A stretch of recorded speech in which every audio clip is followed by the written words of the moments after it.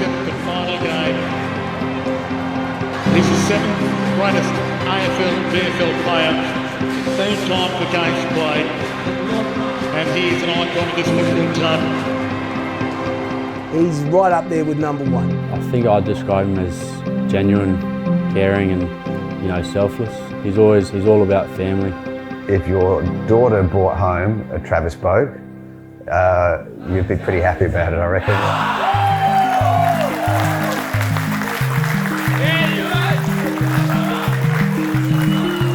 Well, obviously with his dad being such a big footballer, and he was always at the game since he was born.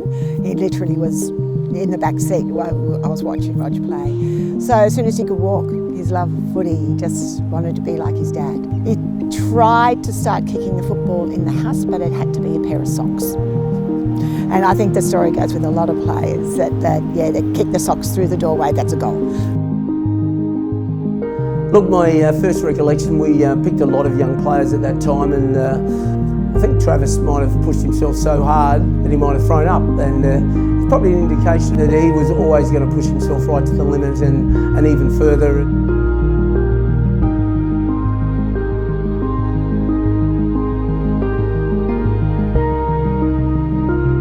Probably wasn't expected to come to Port Adelaide. I don't know if he was expecting that, so that was probably a bit surprising for him, and obviously a big thing for him and his family to have to pack up and leave home. And yeah, things definitely weren't easy early days. He comes over with the pressure of being a high draft pick, and back then we played sandful footy. We were out at different clubs, and he was at Glenelg Footy Club, and I remember him playing some games in the twos to sort of start with, but that didn't last long because he soon went out and had 40 a game for a couple of weeks there and moved up to the league side for a couple of weeks, and then he was in the AFL side and he never looked back after that.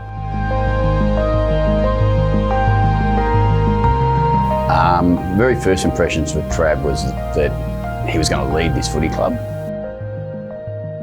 So you were always, in some ways, in awe of Travis for making that decision when you understand his family situation. And you knew from the day you walked in, he was made of the right stuff.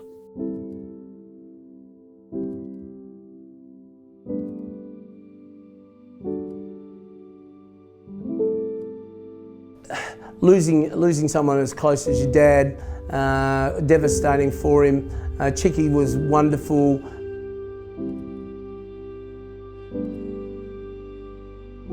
Well, they were inseparable. They were best mates. Roger used to call him his little matey. So, leading up to it, Roger was sick for a few years. You can imagine it was just quite horrific. As he's told the story, he thought he had to take the mantle then of the leader of the house, so to speak. So.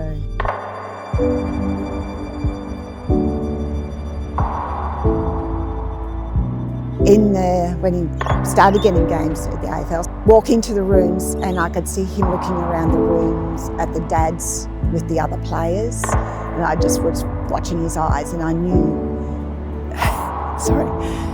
how much he wished he could talk to his dad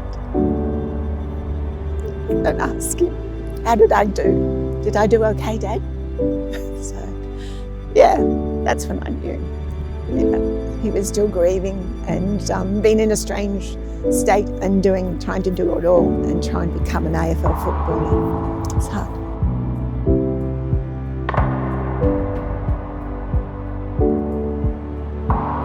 That's one of the reasons for the number 10. I don't know if you know the story. Yeah, when he was offered a number and he said, Mum, I've got a choice of this one, this one, this. And I said, number 10 goes without reason. Number 5 and number 5 make 10.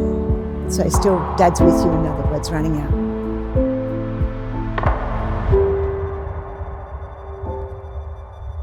He rang me just before his 200th game, and he said, in footy they talk a lot about courage, but I'm running out on the, so I was making me emotional thinking about it, but he said, I'm running out on the SCG for my 200th game, and there'll be a lot of talk about courage, but he said, you know that those kids have more courage than any football player.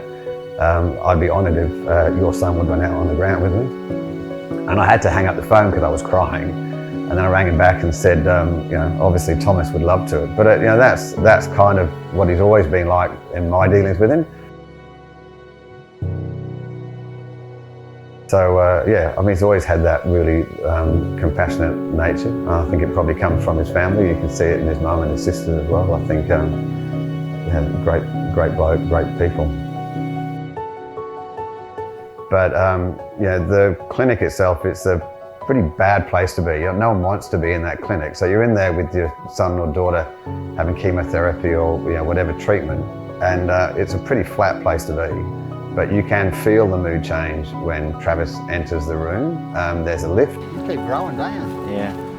Good to see you, buddy. Yeah, you too. What's going on? Have a seat. And then he spends quality time with him. It's not like a quick signature and on he goes. Like, he sits down at the end of the bed and he connects with the kids.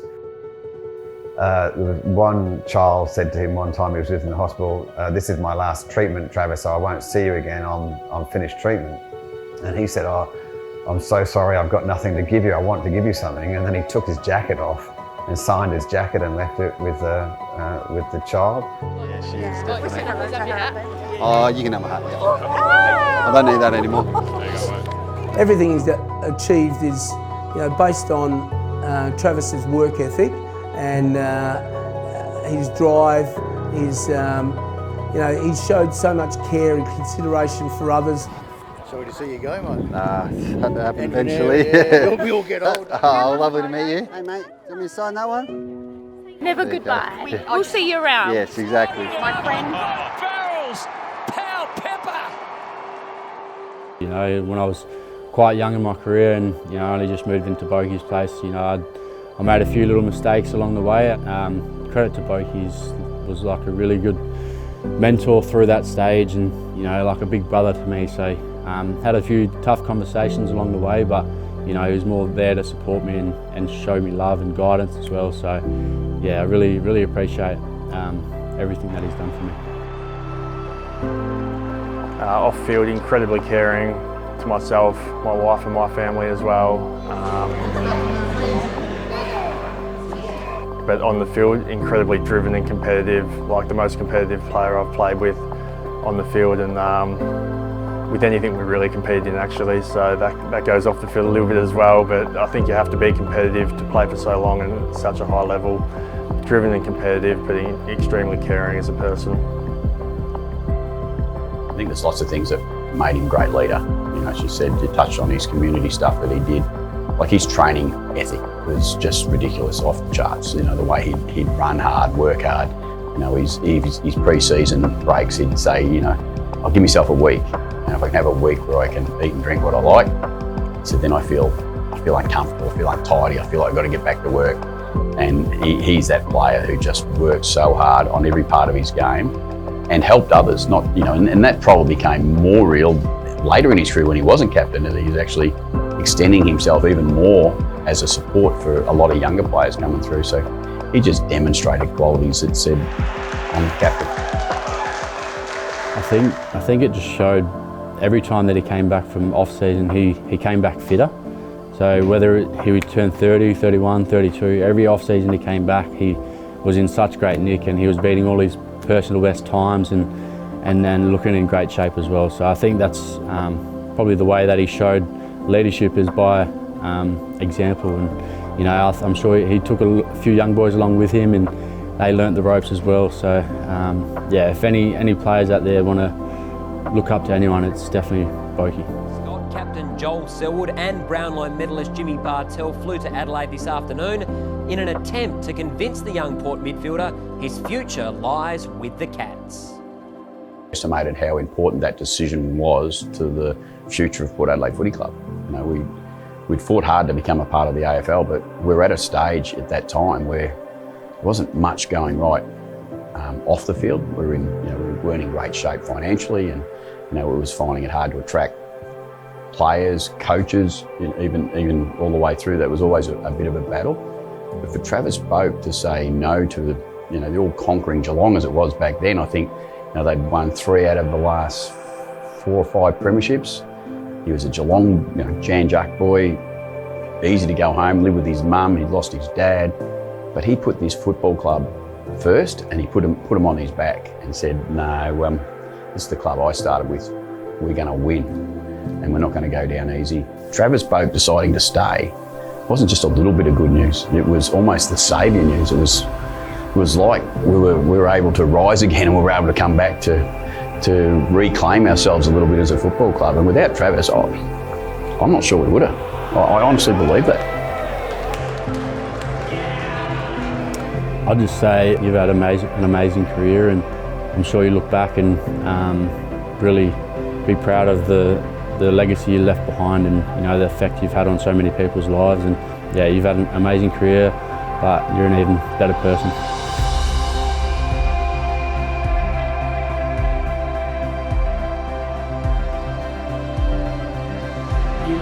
It's a bit of a tear up rings around the Adelaide Oval, Port Adelaide also field going. History in the making tonight, one way or the other. He's done for me across the journey. I've told him that he inspired me and motivated me to get better as a footballer, but I've no doubt whatever he does next, he's going to continue to inspire others and have a great impact on people, because that's what he loves to do, and that's his gift, I think. So I'm excited to see what he does next, and I'm sure he'll do great at whatever that is.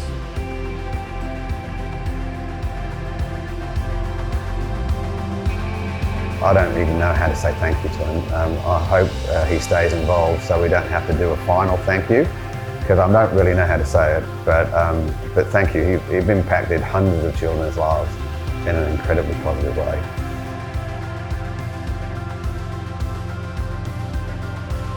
And I'd say your dad would be proud of you. Seconds tick, and Lear gets there. Crazy stuff! We will remember this one for eternity. The one they won for Travis and Kenny.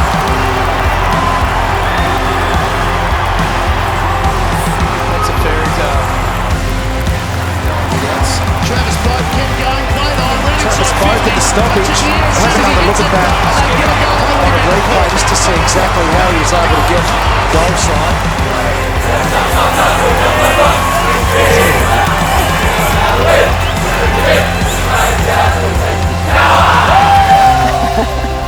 Oh, beyond proud, because he always was, no matter what little thing he did, he was always so proud and just wanted him to be himself.